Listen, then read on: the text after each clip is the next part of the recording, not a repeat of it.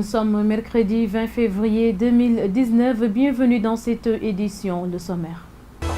Oussouye Ziguinchor à bord d'un tricycle. C'est le trajet réalisé ce mardi par le jeune handicapé Khadim Rassoul Badji qui réclame des élections sans violence au Sénégal. Khadim Rassoul que vous entendrez dans cette édition. Et puis, pendant ce temps, les états-majors politiques mettent les bouchées doubles pour un scrutin transparent et bien organisé à Ziguinchor. Un tour effectué dans différents quartiers généraux de coalition a permis de s'en rendre compte. 6700 cartes d'électeurs sont encore en attente d'être retirées par leurs propriétaires. Dans ce lot, plus de 80% concernent la seule commune de Ziguinchor, précise le préfet Ibra Fall que vous entendrez dans cette édition. Bienvenue à tous. Je le disais dans les titres, les Sénégalais vont élire leur 5e président de l'histoire le 24 février prochain. À moins d'une semaine du scrutin, le département de Ziguinchor exhibe 6700 cartes d'électeurs encore en attente d'être retirées par leurs propriétaires. Dans ce lot, plus de 80% concernent la seule commune de Ziguinchor, précise le préfet Ibra Fall que je vous propose d'écouter. Nous avons à cette date beaucoup de cartes quand même qui restent en souffrance, au nombre de 6700 et quelques cartes en souffrance sur l'ensemble du département. Plus de 80% de ces cartes se trouvent dans la commune de Ziguinchor. C'est là où véritablement nous avons le stock le plus important de cartes en souffrance. Mais permettez-moi de relever le cas particulier des cartes rééditées. Alors ce sont les cartes qui ont été réimprimées à la suite de la mise à jour de la carte électorale. Donc cette modification s'accompagne concomitamment de la réédition des cartes d'électeurs concernés. Et donc ce sont ces cartes-là aujourd'hui qui nous posent quelques soucis, parce que beaucoup de citoyens détiennent par des cartes qui ne sont plus valides, des cartes d'électeurs par lesquelles on ne peut plus exercer son droit de vote parce que le lieu de vote a changé, le bureau de vote a changé, donc suite à la modification de la carte électorale.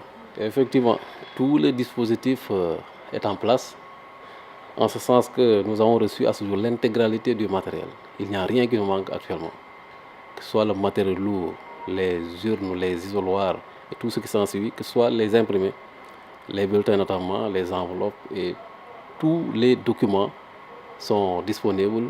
Mieux, ils sont déjà éclatés dans les urnes, donc prêts à l'emploi. Aujourd'hui, nous n'attendons que le jour J, alors notamment la veille, pour déployer le matériel dans les différents lieux de vote. Ce matériel-là, bien entendu, sera confié à la garde de la police.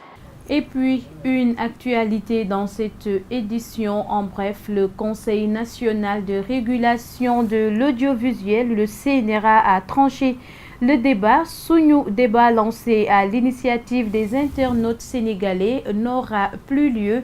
Dans un communiqué, l'organe de régulation indique que l'organisation de débats radiodiffusés ou télédiffusés pendant la campagne électorale incombe au régulateur à la condition que tous les candidats y participent et que donc un débat ne peut être organisé que sur décision du CNRA. Déjà, l'organisation du débat était au point mort. Seul Ousmane Sonko avait jusque-là confirmé sa présence au débat prévu ce 21 février.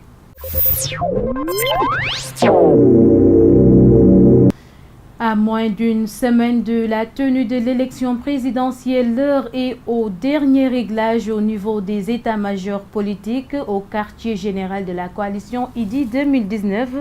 Tout comme son coprésident, le sentiment de confiance quant au bon déroulement du scrutin est le mieux partagé, même si la concertation et la détermination à imposer la sincérité du vote demeurent l'unique préoccupation. Rokhaya Bey a effectué un tour dans les différents quartiers généraux. Je vous propose de suivre ce reportage. À quelques jours des élections présidentielles, tout est fin prêt du côté des responsables des différents partis politiques au siège de la coalition IDI 2019 et de son coprésident. L'heure est au dernier réglage. Sur le côté préparatif, jusqu'ici tout va bien. Sur le plan administratif, tout a été mis au point. Vous voyez vous-même, n'est-ce pas, que je devant ma machine et tout se passe très bien. Comme toutes les coalitions, mais surtout la nôtre. Parce que nous, on est très confiants. On est très confiants parce que, comme on le dit toujours, on a le meilleur candidat, on a le meilleur programme. Donc vraiment, pour côté préparation, on est au beau fixe. Ces deux responsables politiques affirment qu'ils seront vigilants le jour du scrutin pour veiller au bon déroulement de celui-ci. Le jour du vote, une fois, n'est-ce pas, que nous irons voter comme tout le monde, la première stratégie, donc, c'est de sécuriser nos voix. Sécuriser nos voix pour nous, c'est de nous battre pour qu'on ne vole pas nos voix. Parce que nous avons des adversaires devant nous qui sont dangereux. Et nous sommes prêts à aller jusqu'au bout avec eux. Parce qu'on a entendu dire qu'il y aura une pénurie des bulletins du candidat Ousmane Sonko, parce qu'on sait qu'aujourd'hui, Ousmane Sonko, c'est le candidat du peuple. Donc ils vont mettre ces bulletins en minorité, et ça, nous allons nous tenir en sentinelle pour que ça ne se passe pas ainsi. En ce qui concerne les cartes d'électeurs non encore retirées, ces responsables politiques se disent convaincus que la plupart de ces cartes n'appartiennent pas aux populations de Ziguinchor. La première stratégie, c'est de demander aux Sénégalais ou à Ziguinchorois d'aller massivement retirer leurs cartes. Ça, c'est un. Maintenant, derrière cette affaire-là, il y a une question que nous nous posons. Est-ce que réellement ces gens-là sont des Ziguinchorois? Ne sont-ils pas des Guinéens? Ne sont-ils pas des Gambiens? Voilà la question auquel ces gens doivent répondre. C'est ça le drame avec Macky Sall. Ils ont déplacé les cartes. À Ziguinchor, on vous montre une pléthore de cartes, et c'est des cartes de personnes qui sont de Dakar ou des gens qui sont de Kédougou. Et c'est les gens de Ziguinchor, leurs cartes sont ailleurs. Toutefois, la coalition IDI 2019 et la coalition Sonko Président se disent confiantes à remporter ces élections présidentielles le 24 février prochain. Et puis son nom est Khadim Rassoul Badji. Ce jeune handicapé moteur est préoccupé par les menaces de violence électorale au Sénégal. En messager de la paix, Khadim Rassoul a choisi ce mardi 19 février de rallier Ziguinchor à partir de Souille, soit une distance de 40 km à bord d'un tricycle pour réclamer un scrutin 800 violence dans le pays le 24 février. Un message qu'il a transmis à tous les villages traversés. Nous l'écoutons au micro de Tété Lopi Diatta à son arrivée. L'objectif de cette rallye, c'est la paix et la consolidation de la paix aux élections. Pour tous les Sénégalais du nord au sud et de l'est à l'ouest, même le diaspora doit consolider la paix. Parce que la paix est une inspiration. C'est une inspiration. C'est un engagement relevant de la prévention. Hein? C'est pour cela que je veux sensibiliser tous les décideurs du Sénégal et de la Casamance naturelle pour consolider la paix et les populations aussi. C'est ça que je voulais dire pour remercier tout le monde, même les populations de nos voisins, c'est comme la Gambie, la Guinée-Bissau, Guinée-Conakry, la Mali et le Mauritanie. J'ai quitté aussi pour Ziguinchor. C'est pour faire cette rallye pour consolider la paix partout au Sénégal. Les personnes en situation de handicap de la région de Ziguinchor. J'ai parlé avec le président de l'Union régionale des handicapés moteurs du Sénégal, de Ziguinchor, et aussi le président des handicapés moteurs d'Oussouye. J'ai parlé avec le président pour faire sensibiliser les autres qui sont à Oussouye, les personnes en situation de handicap, tout handicap confondu. On a déjà sensibilisé à Oussouye. Ça reste à Ziguinchor. Mais j'ai lancé un appel à le président pour consolider la paix. Cap sur Bignona à présent, où l'Union des tailleurs de Bignona a tenu dimanche sa première conférence religieuse sur le thème Islam et Travail. L'occasion a été saisie par les tailleurs et les participants pour prier pour la paix et le calme, notamment dans ce contexte d'élection au Sénégal.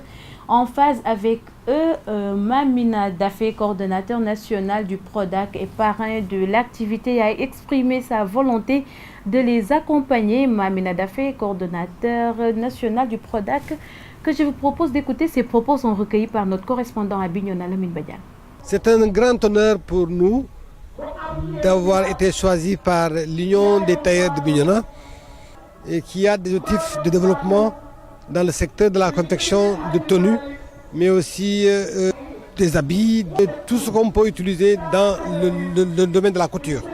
Alors, j'ai accepté parce que ça cadre bien avec la philosophie, la vision du président de la République, qui est d'aider les artisans du Sénégal à développer leur entreprise et être efficacement en capacité pour compétir au marché de commande publique.